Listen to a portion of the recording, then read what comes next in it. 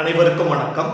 நாம் முன் வகுப்பில் கோள் காற்றுகள், காற்றின் வேகத்தையும் திசையும் கட்டுப்படுத்தக்கூடிய காரணிகள் ஆகியவற்றை எல்லாம் நாம் ஆராய்ந்தோம்.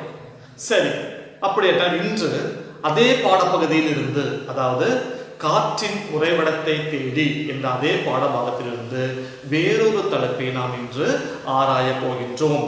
பருவ காற்றுகள், இங்கிலீஷ்ல பீரியாடிக் விண்ட்ஸ், பருவ காற்றுகள் என்ற தலைப்பை பார்க்க போகின்றோம். அதுல மன்சூன் காற்றுகள், இந்த மன்சூன் அப்படிங்கிற சொல் எப்படி அரேபிய சொல்லாக்கும், மௌசீம் அப்படிங்கிற அந்த சொல்லில் இருந்தாக்கும், அரேபிய சொல்லில் இருந்தாக்கும் மன்சூன் என்று இந்த பேர் அந்த காற்றுக்கு வர காரணம். அதனுடைய பொருள் என்ன அப்படின்னா, காலத்திற்கேற்ப திசை மாற்றம் ஏற்படக்கூடிய காற்றுகள், திசை மாற்றம் ஏற்படக்கூடிய காற்றுகள். இதெல்லாம் நீங்க பார்ப்பீங்க.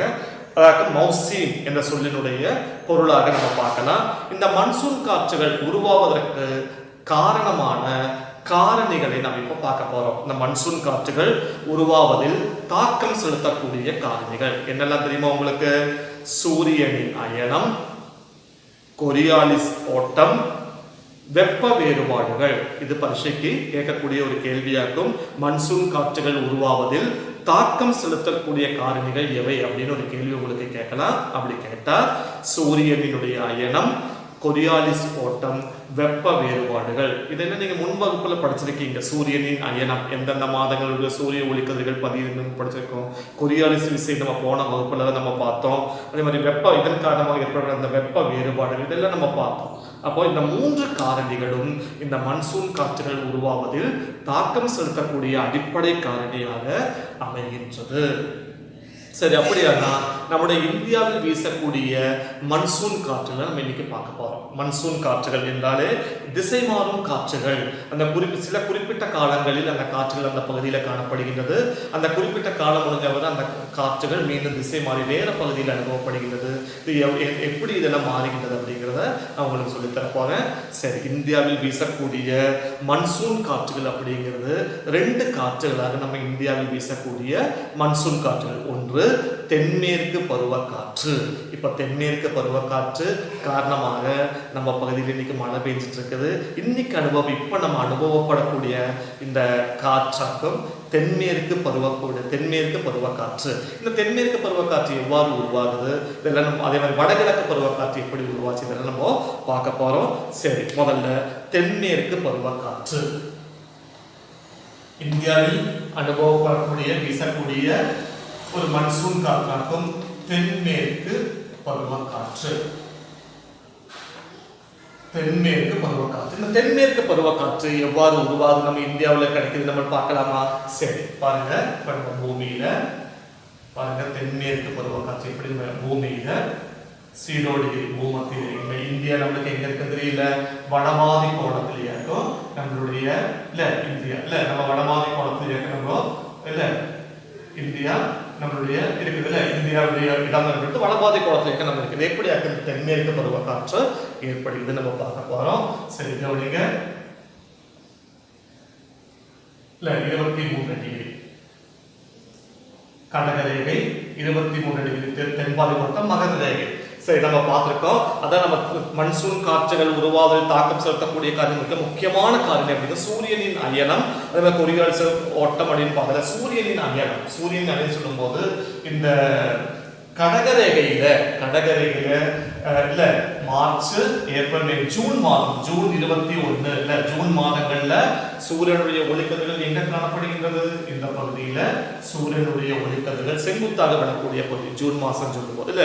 அப்ப அந்த சூரியனுடைய ஒளிக்கதிர்கள் செங்குத்தாக விழும்போது என்ன ஆகுது? அந்த பகுதி மிக சூடாக அடைகின்றது இல்ல.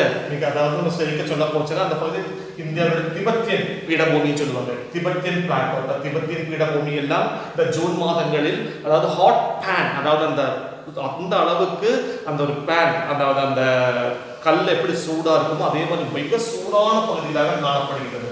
அப்போ அந்த பகுதியில் ஆட்டோமேட்டிக்காக என்ன ஆகும்? வெப்ப வேறுபாடுகள் நம்ம பார்க்க போறோம். அதாவது சூடு கூடுதலா இருக்கும் அந்த காற்று, அங்க அந்த வாயு மேலே வீசுகிற காற்று இல்லை, அந்த பகுதி நம்ம தாழ்வடுத்த பகுதியாக மாறும். நம்ம முன்வகுப்புல படிச்சிருக்கோம் இல்ல. அப்ப இந்த பகுதி தாழ்வடுத்த பகுதியாக இருக்கும்போது அப்போ ஆட்டோமேட்டிக்கா நம்மளுடைய தென்பாதி கோளம் என்ன பகுதியாக இருக்கும்? உயர்வழுத்த பகுதியாக இருக்கும். இல்ல. இப்போ உயர்வழுத்த பகுதியாக இருக்கும்போது நம்மளுக்கு எப்படி இந்த காற்று மன்சூன் காற்று வந்து நம்ம பார்க்க போறோம். வியாபார காற்றுகள் வடக்கே நம்ம பார்த்துக்கணும்ல, வடக்கே இதில் நம்ம பார்த்தல இந்த இது நம்மளுக்கு தெரியணும். வடக்கு, தெற்கு, மேற்கு, கிழக்குல நம்ம இந்த இது வடக்கு, கிழக்கு, வடகிழக்கு இல்ல, வடக்கும் மேற்கும் வடமேற்கு, தெற்கும் மேற்கும் தென்மேற்கு, தெற்கும் கிழக்கும் தென்கிழக்கு. இந்த படம் நம்மளுக்கு இதுதான் ரொம்ப சௌரியமா இருக்கும். சரி, அப்ப இந்த காற்றுகள் வடக்கே வடகிழக்காகவும் வியாபார காற்றுகள் நம்ம பார்த்தல, வியாபார காற்றுகள் வடக்கே வடகிழக்காகவும் தெற்கே தென்கிழக்காகவும் வீசு நம்ம பார்த்தோம். சரி, அப்ப இந்த உயர்வழுத்த பகுதியிலிருந்து தாழ்வழுத்த பகுதியை நோக்கி இந்த காற்று தென்கிழக்கு காற்று வீசல. பூமத்திரேகையை கடக்கும் போது இந்த காற்று என்னவா மாறுகின்றது? கொரியாலிஸ் விசை காரணமாக திசை மாற்றம் ஏற்படுகின்றது. அப்போ வடபாதை குளத்தில் காற்று வலதுபுறமாக வரக்கூடிய காற்று வலதுபுறமாக இந்த காற்று வீசுகின்றது. அப்ப இப்படி புரிந்தவங்களுக்கு இப்ப வலதுபுறமாக வீசும்போது இந்த காற்று என்ன காற்று பாருங்க, தென்மேற்கு காற்றாக மாறி, தென்மேற்குல. அப்ப இந்த காற்று அப்போ தென்மேற்கு காற்றாக இங்க மாறி நம்மளுக்கு என்ன ஆகுது?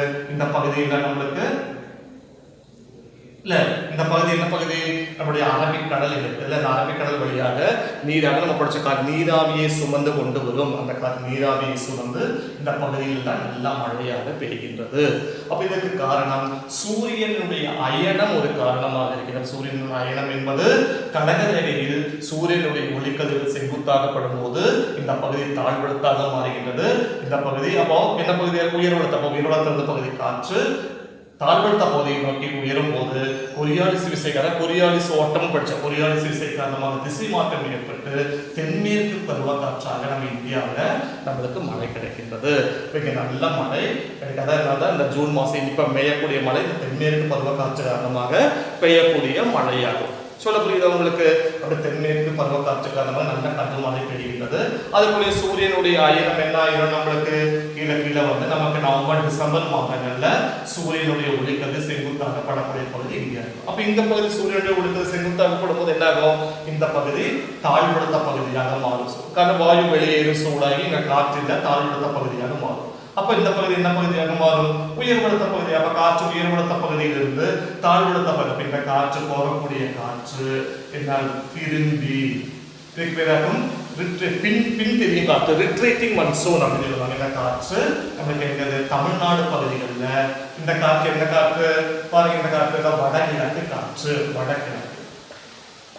வடகிழக்கு காற்றாக நம்மளுக்கு இந்த காற்று வடகிழக்கு காற்று இல்ல, இது தென்மேற்கு காற்று, தென்மேற்கு காற்றும் வடகிழக்கு காற்றும். அப்ப இந்த காற்று திரும்பி மீண்டும் தமிழ்நாட்டுக்காக டிசம்பர் மாசத்துல தமிழ்நாட்டுல நல்ல மழை கிடைக்கின்றது. இப்ப எப்படி இந்த இரண்டு பருவ காற்றுகள் இது அடுத்த ஒரு பாடங்கள்ல இது கொஞ்சம் தெளிவா இருக்குது. இது நீங்க சுருக்கமா மன்சூன் காற்றுகள் எவ்வாறு உருவாகுது அப்படிங்கறத ஒரு சுருக்கமா சொல்றதாக்கும். நல்லா பாருங்க, ஜூன் மாதங்கள்ல இந்த பகுதி நல்ல சூரியனுடைய ஒளிக்கதிர் செங்குத்தாக படக்கூடிய பகுதியா இருக்கிறதுனால இந்த பகுதி என்னவா இருக்கும்?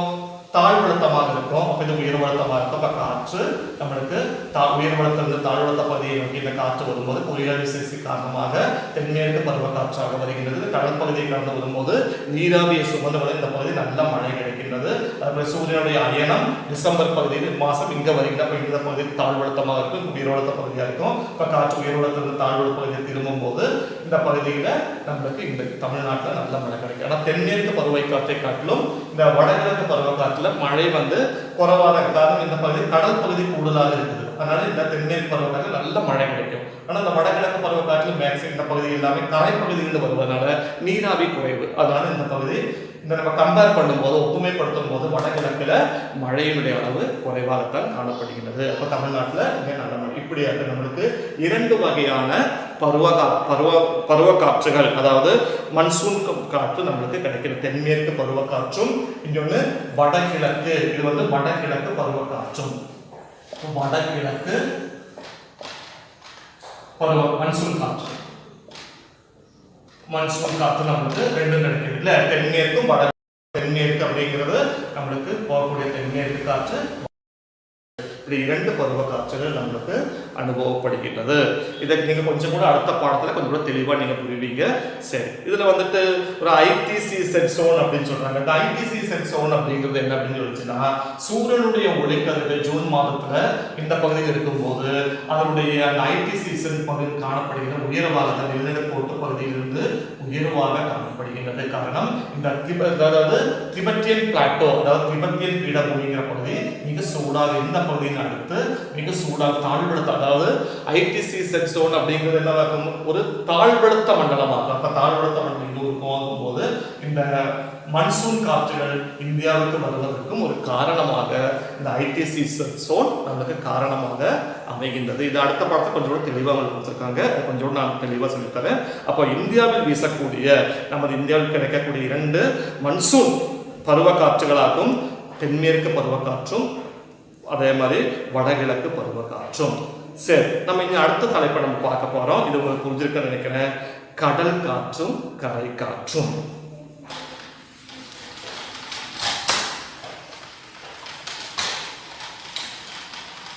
கடல் காற்று கரை காற்று. சரி, என்னன்னு பார்க்க போறோம். கடல் காற்றும் கரை காற்று. பாருங்க, கடல் பகுதி, இது ஒரு கரை பகுதியா நீங்க நினைச்சுக்கோங்க. சரி, பகல் வேளையில் என்ன நடக்குது நம்ம பார்க்க போறோம். பகல் வேளையில் கடல் கரை.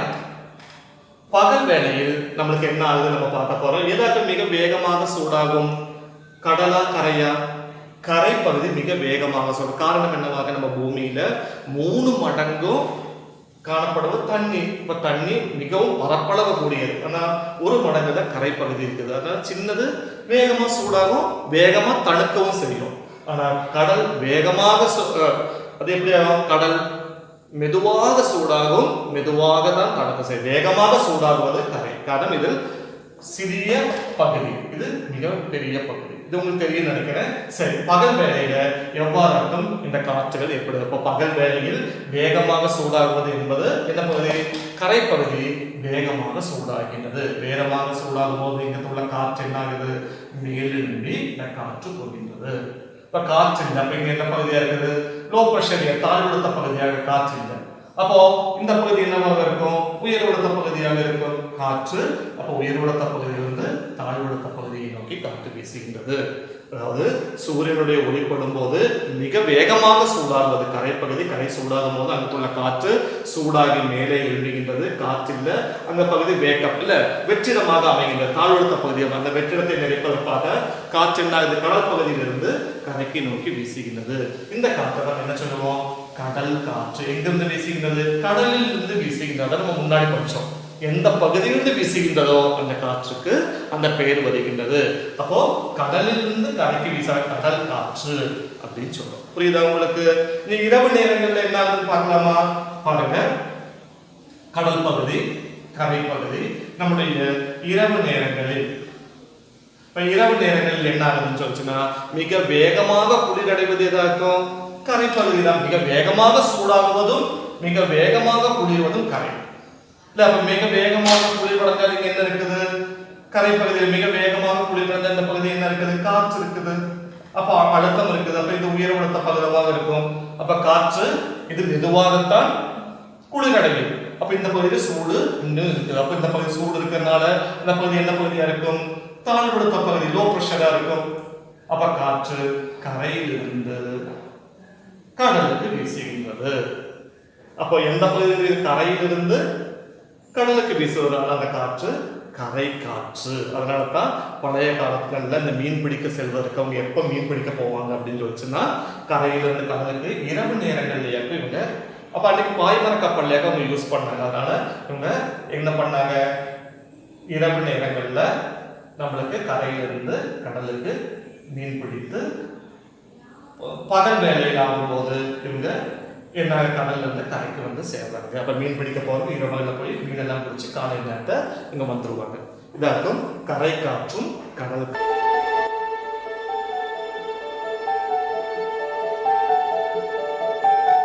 கடல் காற்றும் கரை காற்றும்.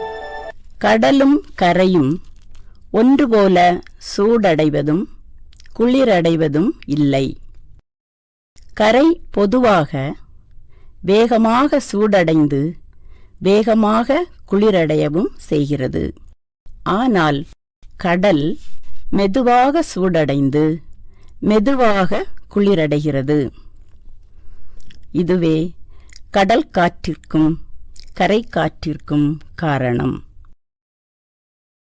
கடல் காற்று பகல் நேரத்தில் கரைப்பகுதி வேகமாக சூடடைவதன் பலனாக கரையின் மேற்பரப்பில் காணப்படும் வாயு சூடாகி உயருகிறது. இது கரையின் மேல் பகுதியில் பொதுவாக அழுத்தம் குறைவதற்கு காரணமாகிறது. பொதுவாக உயர்ந்த அழுத்தம் காணப்படும் கடலின் மேற்பரப்பிலிருந்து கடல் கரையை நோக்கி குளிர்ந்த காற்று வீசுகிறது. இந்த தென்றல் காற்று கடல் காற்று என அழைக்கப்படுகிறது.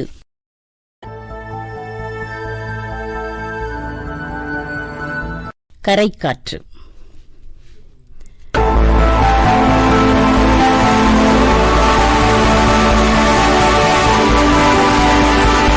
இரவு நேரங்களில் கரை கடலை விட வேகமாக குளிரடைவதால் கரையின் மேற்பரப்பிலுள்ள வாயு உறைந்து கீழ் இறங்குவதால் உயர்ந்த அழுத்தம் உருவாகிறது. இது கரையிலிருந்து கடலை நோக்கி காற்று வீசுவதற்கு காரணமாகிறது. இது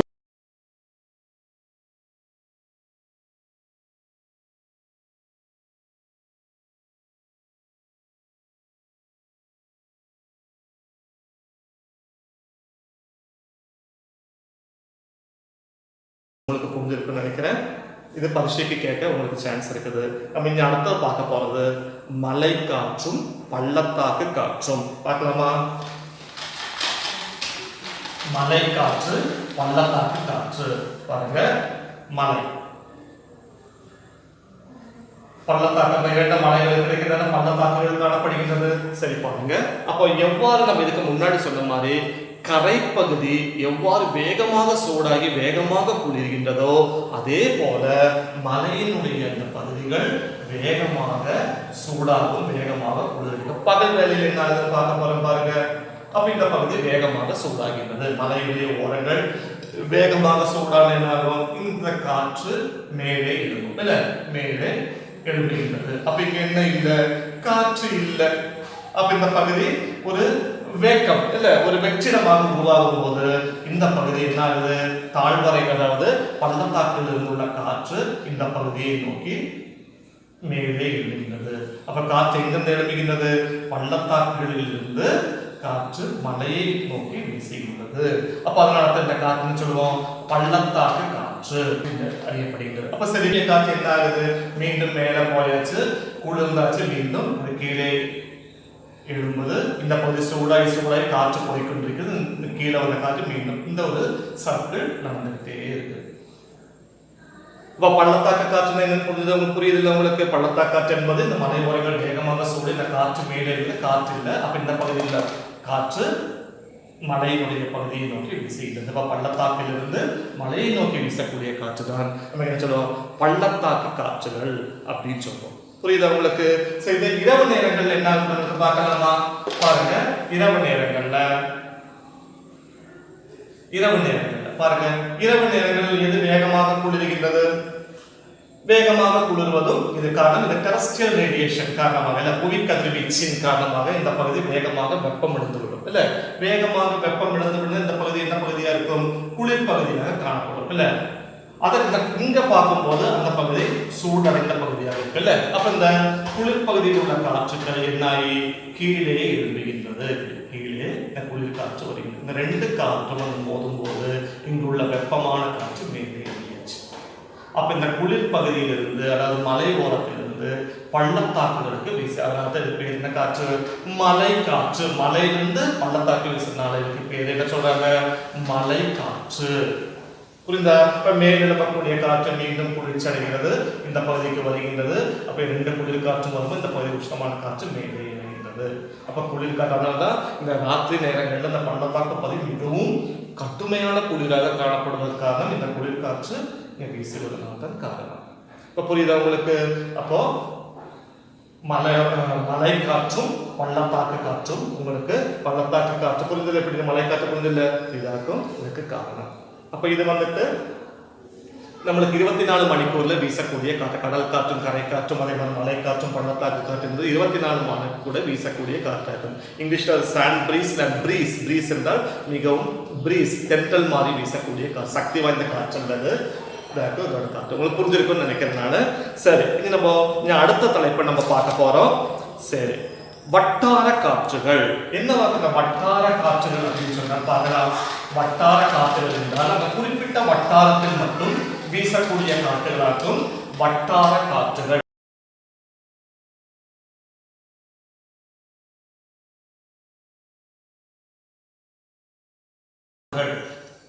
ஒரு குறிப்பிட்ட பகுதியில் மட்டும், அதாவது குறிப்பிட்ட வட்டாரத்தில் மட்டும் வீசக்கூடிய காற்றுகளாகும் வட்டார காற்றுகள். இது சிறிய பகுதிகளில் மட்டும், ஒரு குறிப்பிட்ட பகுதியில் மட்டும்தான் இந்த காற்று நம்மளுக்கு அனுபவப்படுகிறது.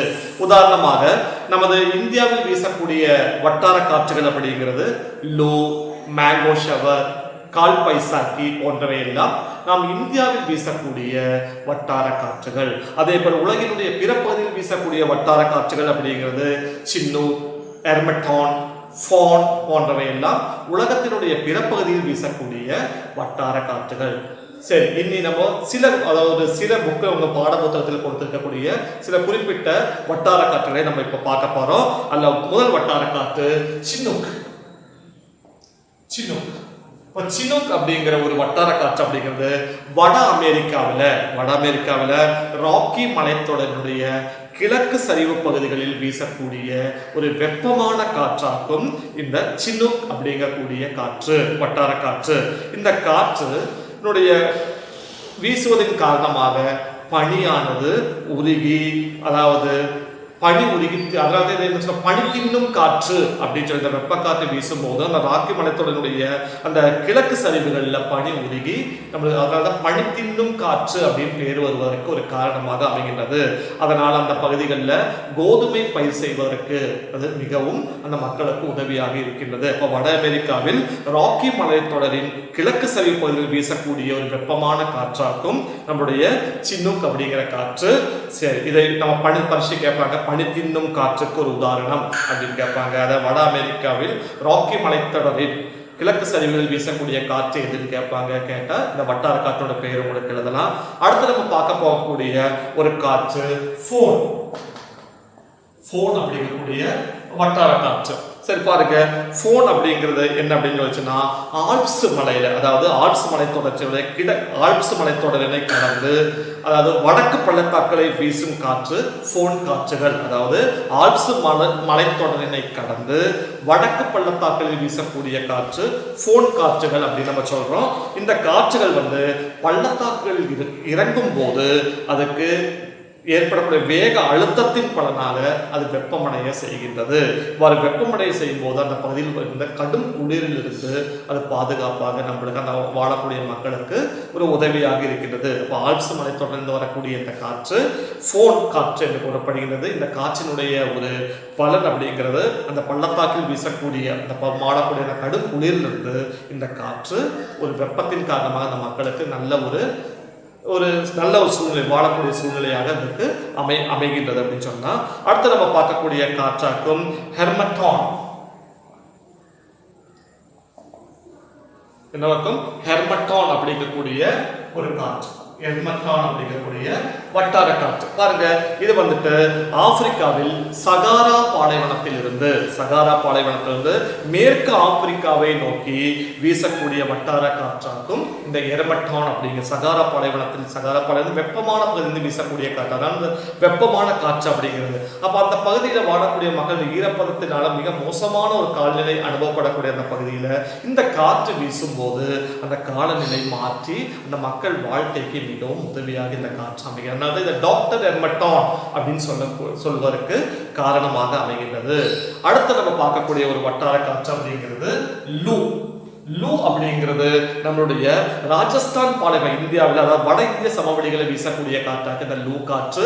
இது ராஜஸ்தான் போன்ற பாலைவன பகுதியிலிருந்து வீசக்கூடிய வெப்பமான காற்று அப்படிங்கிற இது நம்ம இந்தியாவில் டெல்லி நார்த், அதாவது வட இந்தியாவில் டெல்லி போன்ற பகுதிகளில் எல்லாம் இந்த காற்றினுடைய தாக்கம், அதாவது சூரியனுடைய ஒளிக்கதிர், நம்மளுடைய சூரியனுடைய ஒளிக்கதிர் இந்த கடகரேகையில் இருக்கிற சமயத்துல அந்த இந்தியாவினுடைய பகுதி, அதாவது கடகரேகை ஜூன் மாதங்கள்ல பாத்தீங்கன்னா கடகரேகை உள்ள பகுதியில மிகவும் சூடான பகுதி. அப்ப இந்தியாவினுடைய அந்த வடப்பகுதியில் மிகவும் சூடாக காணப்படுகிறது. அப்ப அந்த சூரியனுடைய அந்த புண்கள் சூரிய தாக்கம் எல்லாம் ஏற்படுவதற்கு இந்த லூ காற்றினுடைய காரணமாக இந்த வட இந்தியாவில் காணப்படுகிறது. ஆனா நீங்க தமிழ்நாட்டில் பாத்தீங்க அப்படின்னு வச்சு இந்த சூரிய புண்கள் ஏற்படுவதற்கு காரணம் இந்த லூ காற்றல்ல, சூரியனுடைய நேரடி தாக்கமாக. ரெண்டுத்துக்கும் வித்தியாசம் இருக்குது. வட இந்திய டெல்லி போன்ற மாநிலங்கள்ல இந்த சூரிய தாக்கம் ஏற்படுவது அப்படிங்கிற லூ காற்றினுடைய அந்த தாக்கமும், இங்க இந்த சூரியனுடைய தமிழ்நாட்டில் சூரியனுடைய கதிர்கள் பட்டுவதற்கு உள்ள தாக்கமாக இருக்கு. அப்போ என்ன சொல்றது, வட இந்திய சமவெளியில் வீசக்கூடிய ஒரு வட்டார காற்றாகும் இந்த லூ காற்று அப்படிங்கிறது.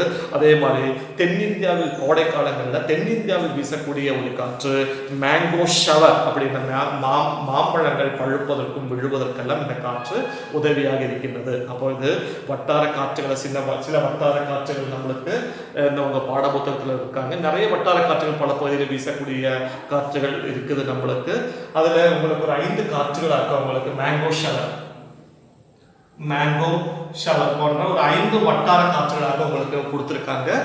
சரி, இதை உங்களுக்கு பரீட்சைக்கு கேட்கும் போது இந்த காற்றுகள் எந்த பகுதியிலிருந்து வீசுகின்றது, வெப்ப காற்றா, குளிர் காற்றா, பனி தின்னும் காற்று எது, அதே மாதிரி வட இந்திய சமவெளியில் வீசும் காற்று எது, அதே மாதிரி நம்மளுக்கு ஆல்ப்ஸ் மலைத்தொடரின் வட பள்ளத்தாக்கில் வீசக்கூடிய காற்று எது, இந்த மாதிரி கேள்விகள் உங்களுக்கு வரதுக்கு சான்ஸ் இருக்குது.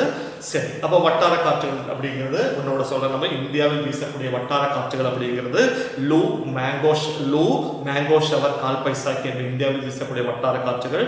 பரப்பகுதிகள் இந்தியாவுடைய அல்லாமல் பிற உலகத்தினுடைய பிற பகுதியில் வீசக்கூடிய வட்டார காற்றுகள் என்பது சின்னூக், எர்மட்டான், போன் போன்ற காற்றுகள். அதுபோக 5 காற்றுடைய சிறப்பு தன்மையை நீங்க பாத்தீங்க. அடுத்த தலைப்புல நம்ம பார்க்க போறோம் மாறுபடும் காற்றுக்கள். அந்த மாறுபடும் காற்றுக்கள் அப்படிங்கிறதுல வரக்கூடிய மிக முக்கியமான காற்றுகளாகும் மாறுபடும் காற்றுக்கள்.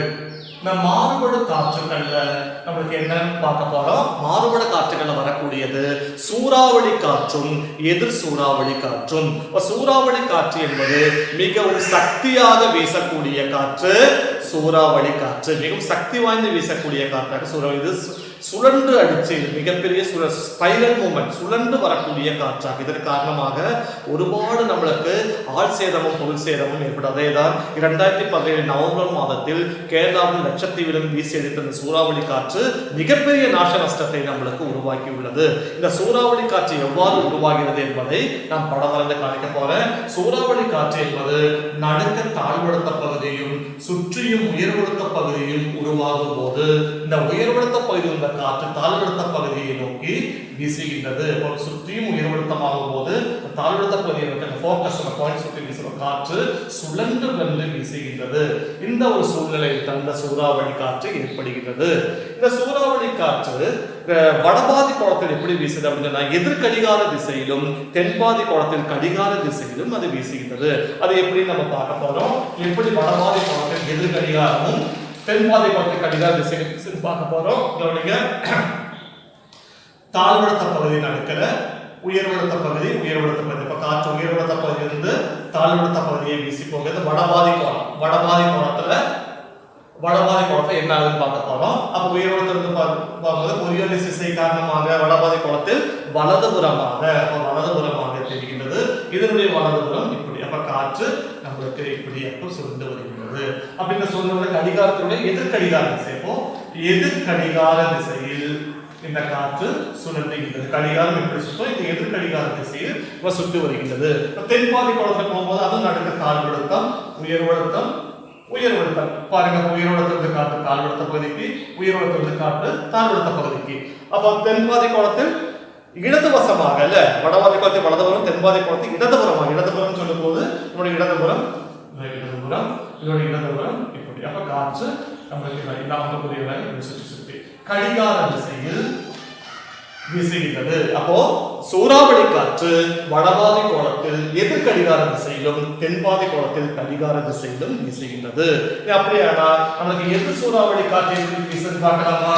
எதிர் சூறாவளி காற்று அப்படிங்கிறது நடுக்க நம்மளுக்கு உயர்வழுத்த பகுதியும் சுற்றியும் தாழ்வழுத்த பகுதிகள் உருவாகின. தாழ்வழுத்த பகுதி இப்படி ஒரு சூழ்நிலை நம்மளுக்கு வரும்போது காற்று நடுப்பகுதியிலிருந்து வெளியே நமக்கு அடிச்சு வேகமாக போகக்கூடிய ஒரு காற்றாகும் எதிர் சூறாவளி காற்று. இது வடபாதி கோணத்தில் கடிகார திசையும் அதே மாதிரி தென்பாதி கோணத்தில் எதிர் கடிகார திசையிலும் சுற்றி. அது எப்படி நம்ம பார்க்க போறோம் பாருங்க. உயர்வழுத்தம் பாருங்க, உயர்வழுத்தம் தாழ்வழுத்தம். உயர்வழுத்த பகுதியில் தாழ்வழுத்த பகுதிக்காக்கும் இல்ல காற்று போகின்றது. அப்ப வடபாதி கோணமாக இருந்தால் அது வலதுபுறமாக வீசும். வலதுபுறமாக தெரியும் போது அது எப்படி இருக்கு? காற்று இப்படி இல்ல வலதுபுறமாக எப்படி நிற்கும் போது வலதுபுறம் இப்படி. அப்ப காற்று கடிகார திசையில் சுற்றுகின்றது. கடிகார திசையில் வடபாதி கோணத்தில். தென்பாதி கோணத்தில் பாருங்க, தென்பாதி கோணத்துல தேவனை உயர்வழுத்த பகுதி தாழ்வழுத்த பகுதி. இப்ப காற்று உயர்வழுத்த பகுதியில் இருந்து தாழ்வழுத்த பகுதியில் வீசும்போது இடதுபுறமாக, இடதுபுறம் சொல்லும் போது நம்மளுடைய நேராக இடதுபுறம் என்பது நம்மளுக்கு இது இடதுபுறம். இப்படி நிற்கும் இடதுபுறம் என்பது அப்ப காற்று நமக்கு அப்போ இது எதிர் கடிகார திசை. எதிர் கடிகார திசையில் நம்மளுக்கு சுற்றி வருகின்றது. அப்போ சூறாவளி காற்று என்பது எதிர் சூறாவளி காற்று சக்தியாக வீசக்கூடிய காற்றுகளாகும். சூறாவளி காற்று வடபாதி கோணத்தில் எதிர் கடிகார திசையிலும் தென்பாதி கோணத்தில் கடிகார திசையும் சுற்றுகின்றது. அதே போல எதிர் சூறாவளி காற்று வடபாதி கோணத்தில் கடிகார திசையிலும் தென்பாதி கோணத்தில் எதிர் கடிகார திசையிலும் சுற்றுகின்றது. அப்படிங்கிறத நீங்க படம் வந்து உங்களுக்கு புரிஞ்சுக்கணும்னு நினைக்கிறேன். சரி, இப்போ இந்த பகுதியில் உங்களுக்கு புரிஞ்சுக்க நினைக்கிறீங்க. சூரியன் என்பது அனைத்தும் சூரியன் இல்ல, எல்லாமே சூரியன். சூரிய சக்தின்னு உறைவிடம் சூரியன். சூரியன் இன்னைக்கு இல்லைன்னு சொல்லிச்சுன்னா வெப்பம் இல்லை, வெப்பம் இல்லைன்னா அழுத்தம் இல்லை, அழுத்தம் இல்லைன்னா காற்று இல்லை, காற்று இல்லைன்னா உயிர் வாழ்க்கை இல்லை. இப்போ சூரியன் என்பது மிகவும் நம்மளுக்கு முக்கியமான ஒன்று என்பதை இந்த பாடத்திலிருந்து நம்மளுக்கு புரிந்து கொள்ள முடிகின்றது. சரி, இப்போ இந்த பாடப்பகுதியெல்லாம் உங்களுக்கு புரிஞ்சிருக்கும்னு நினைக்கிறேன். சரி, அப்போ ஒரு தொடர் செயல்பாடாக சில கேள்விகளை தர நீங்கள் அதை எழுதிங்கன்னா ரொம்ப இருக்கும். சரி, தத்துங்களா? சரி, சூறாவளி காற்று எதிர் சூறாவளி காற்று படம் வரைந்து விளக்குங்க. சரி, வட்டார காற்றுகள் பற்றி சிறு குறிப்பு வரைக. சரி, இப்போ இந்த கேள்விகள் எல்லாம் நீங்கள் உங்கள் வகுப்புகள் திறந்த பின்ன நீங்கள் எழுதி கொண்டு வரணும். உங்கள் வகுப்பாசைகளை காண்பித்து நீங்கள் கையெழுத்து வாங்கி வைக்கணும். பாடப்பகுதியெல்லாம் உங்களுக்கு புரிஞ்சிருக்கும்னு நினைக்கிறேன். சரி, அனைவருக்கும் நன்றி.